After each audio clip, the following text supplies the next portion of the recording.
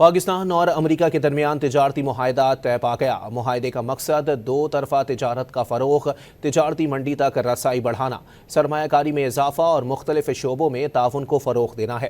امریکی صدر ٹرمپ نے بھی پاک امریکہ تجارتی معاہدے کی تصدیق کر دی ہے۔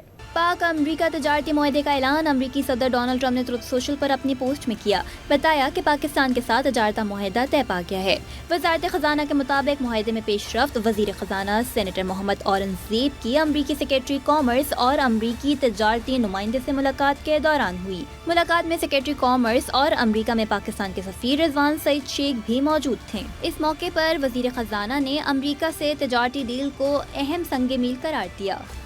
آج تک کا جو سفر ہم نے کیا in terms of making sure کہ جو نان ٹیرف بیریئرس ہیں، جو ہمارا ٹریڈ امبیلنس ہے، and then in terms of the tariff lines on both sides. We had again a very constructive final round of discussions which will then led to finalizing the trade deal which was later on announced by President Trump. پاک امریکہ معاہدے کے نتیجے میں باہمی tariff, خاص طور پر امریکہ میں پاکستانی مصنوعات پر لگنے والے ٹیرف میں کمی آئے گی۔ معاہدہ دونوں ملکوں میں اہم اقتصادی شعبوں، خاص طور پر توانائی، معدنیات، آئی ٹی، کرپٹو کرنسی اور دیگر شعبوں میں اقتصادی تعاون کے نئے دور کا آغاز ہوگا۔